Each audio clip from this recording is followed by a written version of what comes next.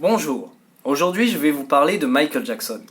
Alors, je suis passionné par Michael Jackson et qu'est-ce qui arrive dans ce cas, c'est que les gens de votre entourage vous disent toujours «Oui, Michael, tu aimes bien, mais de toute façon t'es pas objectif parce que tu vas toujours le défendre, tu prendras toujours son parti, et en plus, bon voilà, il y a des scandales, il était noir, il est devenu blanc, il est pédophile, etc.» Donc je fais cette vidéo pour faire une mise au point et pour aider les gens qui sont ignorants à trouver le chemin de la vérité. Oui, parce que ce qui m'importe, c'est ça, c'est la vérité. Moi, les controverses, ça m'intéresse pas trop. Donc évidemment, j'aime bien Michael Jackson, pour moi c'est un artiste majeur, mais je n'aime pas que lui, j'aime bien aussi Elvis, Bob Marley, Freddie Mercury. Derrière moi, vous voyez des collections, mais je vous rassure, je n'ai pas que ça, j'ai aussi des collections en rapport avec les films. Hein, voilà. Donc, Michael, pourquoi j'aime bien? Parce que déjà, premièrement, c'est le plus grand artiste de tous les temps. En seulement 5 albums, 5 ou 6 albums, il a mis tout le monde d'accord, il a vendu plus de 140 millions d'albums, donc ça prouve que je ne suis pas quand même le seul à aimer Michael Jackson. Il y a au moins plus de 140 millions de personnes dans le monde qui ont acheté ses albums et qui aiment bien. Deuxième point, vous prenez la carrière de Céline Dion ou de Madonna, à elles deux ça réunit à peu près trentaine d'albums, eh bien elles arrivent à peine au chiffre de 120 millions chacune, 120 millions d'albums vendus. Michael, c'est plus de 140 millions d'albums en seulement 5 albums. Donc c'est considérable, son œuvre est magistrale, et là-dessus on ne peut rien dire. Au-delà de ça, au-delà de la musique, de la création, il y a aussi la danse et aussi les clips vidéo, puisque s'il y a des clips vidéo aujourd'hui, on le doit à Michael Jackson, ce qui a tendance à être oublié. Voilà. Michael n'a pas eu d'enfance. Il a été toute sa vie, enfin du moins toute son enfance, il a été maltraité, martyrisé par son père autoritaire.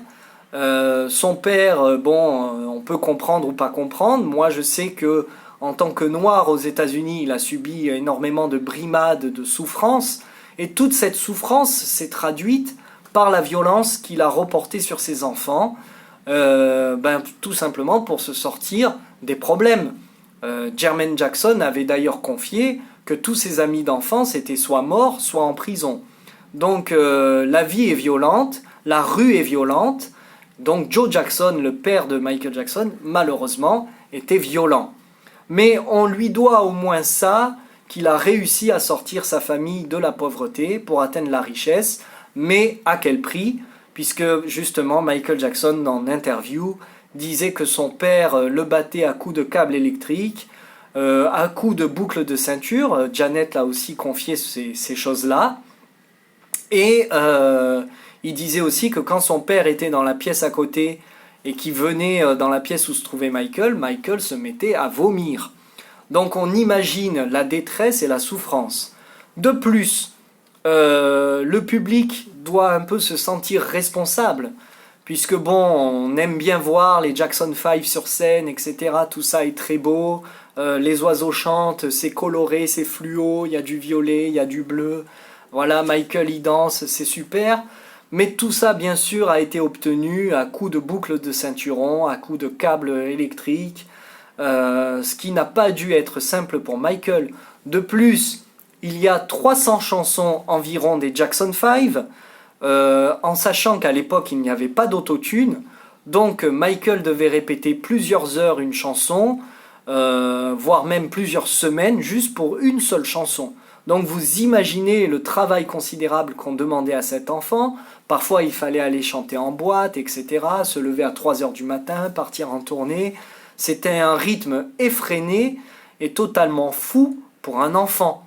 Un enfant qui avait à peine 10 ans et qui a grandi comme ça tout le temps. Donc on peut comprendre la détresse psychologique qu'il a subie. Donc quand il était enfant, on lui a demandé de se comporter en adulte, de faire des horaires d'adulte, etc. Et donc, quand il est devenu adulte, il est tombé en enfance. Il n'est même pas retombé, il est juste tombé en enfance, puisqu'il n'a pas connu d'enfance. Et ça, il le décrit très clairement dans sa chanson Childhood.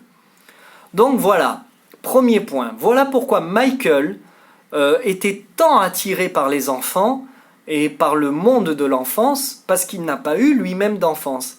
Et il a pris toute la souffrance des enfants sur ses épaules, parce qu'il ressentait cette détresse ou cette souffrance. Donc quand il voyait un enfant qui souffrait, qui avait une maladie, qui était cancéreux, ben Michael, ça le touchait au plus profond de son être.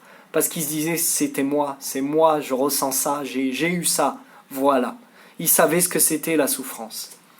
Donc, il faut dire aussi une autre chose, Michael, quand il allait en concert, il demandait à son assistant de faire la liste de tous les hôpitaux et de tous les orphelinats. Et il allait visiter comme ça les hôpitaux pour enfants et les orphelinats, il faisait des cadeaux, il faisait des photos, il apportait du réconfort. Et quand il partait, la déco était changée, les lits étaient changés, le matériel était changé, etc. Donc il investissait énormément d'argent dans cette mission. Et son assistant s'est permis de lui demander, il lui disait « Michael, mais pourquoi tu fais tout ça ? T'as pas besoin, à la rigueur, de t'imposer ces choses-là. » Et Michael disait « Écoute, c'est fun de faire des albums, c'est sympa d'être sur scène, c'est cool de faire des clips, etc. Mais c'est pas notre vrai travail. Ça, c'est juste secondaire. Mon vrai travail, c'est de venir en aide aux enfants qui souffrent. C'est ça mon vrai travail, c'est ma mission sur Terre. » Eh bien, rien que pour ça, Michael Jackson, tu vois, c'est un mec honorable. C'est magnifique. C'est admirable ce qu'il a fait. Et en plus, c'est l'artiste qui a donné le plus dans le monde entier. C'est-à-dire qu'il a donné plus de 400 millions de dollars. Avant même qu'il y ait les Lifehead, Bandhead, les Restos du Cœur ou toutes ces choses-là. D'ailleurs, ce qui est souvent oublié, c'est que c'est lui qui a donné cette idée avec We Are the World, avec Heal the World. Là, par exemple, dans ma collection, j'ai une cup. Voilà, on voit, bon, le sponsor c'est Pepsi, mais il utilisait cet argent pour faire des concerts caritatifs pour le bénéfice de plusieurs associations. Donc voilà, ça c'est une preuve. Michael, malgré tout ça, n'en faisait pas étalage. Les gens ne sont pas très au courant de ce qu'il faisait. Eh bien voilà, aujourd'hui, par contre, quand il y a un artiste qui se bat pour une association, il n'hésite pas à en parler à la télé ou autre. Mais Michael, il faisait pas ça. Il le faisait dans l'ombre. Donc on peut dire vraiment que c'était honorable de sa part. Et ensuite, donc pourquoi on disait oui, il est pédophile? Donc il a eu des accusations, 2 accusations. Une première par Jordan Chandler, une seconde par Gavin Arvizo. Donc Jordan Chandler, il dit que il a fait cette révélation quand Michael est mort. Michael est mort en juin 2009 et Jordan est sorti du mutisme dans lequel il s'était enfermé parce que son père l'avait manipulé. Du moins c'est ce qu'il a dit. Il a fait la conférence de presse en août 2009 et il a dit voilà, Michael Jackson ne m'a jamais rien fait, c'était comme un père pour moi et c'est mon père qui m'a demandé de mentir pour soutirer de l'argent. Voilà, à l'époque, malheureusement, Michael Jackson avait payé à hauteur de plus de 20 millions de dollars pour que le père retire la plainte de pédophilie. Moi, je ne sais pas vous, mais moi, personnellement, mon enfant, on me dit qu'il y a un pédophile qui a agi sur lui, même on me donne 1 milliard, je me battrai jusqu'au bout pour que ce pédophile soit mis hors de nuire. Donc, on voit bien que là, Evan Chandler, lui, il voulait seulement de l'argent.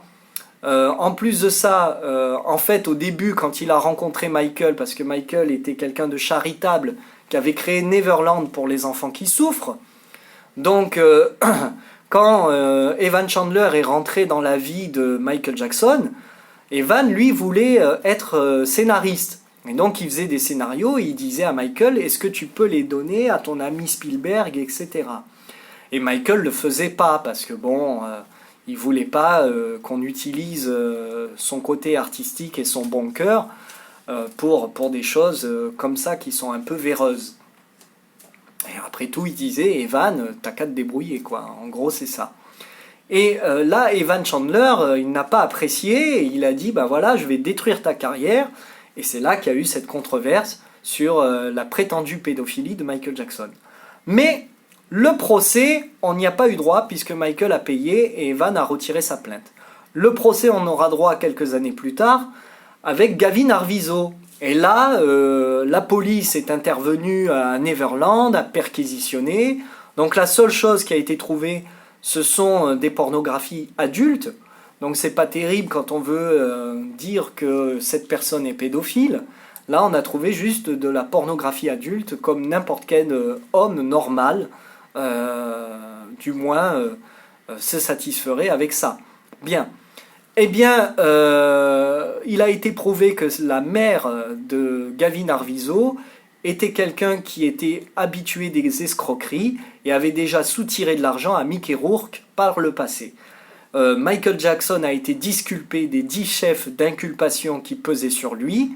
Donc, il faut arrêter avec ça. Il n'est pas pédophile. Il n'a jamais violé un enfant. Lui, il a souffert étant enfant et il prenait la souffrance des enfants. C'est pour ça qu'il était rattaché au monde de l'enfance et il voulait juste apporter du bien. Donc voilà, déjà, premier point. Second point et seconde controverse, second scandale sur lequel Michael est attaqué, c'est sur sa couleur de peau. Il était noir, il est devenu blanc, etc. Bien, déjà Michael Jackson n'a jamais renié sa race. S'il a fait une chanson comme Beat It, hein, vous pouvez voir la poupée avec la veste Beat It, voilà. Cette chanson, c'est la première chanson rock faite par un noir. C'est-à-dire qu'à l'époque, Elvis avait beau dire oui, le rock vient du rhythm and blues et du gospel, etc. Il y avait des clivages dans la société américaine, à savoir que la musique rock était réservée pour les blancs et la musique soul funk, ben ça c'était plus pour les noirs. Voilà, il y avait ce clivage. Mais Michael, lui, voulait mettre un terme, un pavé dans la mare, ouvrir la brèche, et il s'est dit, je vais être le premier artiste à faire un titre rock. Et il a osé le faire, et Van Halen est venu jouer ce solo de guitare qui a mis tout le monde d'accord. Et là, on n'a plus regardé si Michael était noir ou blanc, on a juste apprécié la musique. Et il faut savoir qu'à l'époque, il y avait MTV, donc nous sommes dans les années 80, MTV refusait encore de mettre des clips de Michael parce qu'il était noir. Eh bien, grâce à la pression médiatique et au fait qu'il vendait beaucoup d'albums, MTV a accepté de diffuser Billie Jean sur sa chaîne. Donc Michael Jackson est le premier artiste noir de l'histoire à avoir eu son clip vidéo dans une chaîne de blancs. Aujourd'hui, il serait inconcevable pour MTV de ne pas diffuser un artiste noir. Mais à l'époque, on en était là. Donc vous voyez, c'est Michael Jackson qui a ouvert cette brèche. Donc quand on dit qu'il a renié sa race, c'est quand même fort de café. Il n'a rien renié du tout. Michael Jackson a eu une maladie de peau qui s'appelle le vitiligo. Alors aujourd'hui, vous avez la mannequin de Desigual qui s'appelle Winnie Harlow qui est atteinte de cette maladie. Donc il y a Internet, vous pouvez vous renseigner. Winnie Harlow a décidé d'apparaître avec les taches qu'occasionne le vitiligo, hein, puisque c'est une maladie de la dépigmentation. Michael, il lui restait quelques taches au niveau des oreilles et du nez, mais il uniformisait son teint pour être cohérent. Et puis il y a un troisième point, on dit oui, il s'est refait trop le nez, le menton, etc. Bon, Michael, il s'est cassé le nez en 79. Donc il n'a pas eu le choix, il a fallu le refaire. Deuxième point, il a affiné les traits parce qu'il savait qu'il allait avoir un teint pâle, donc il fallait être cohérent.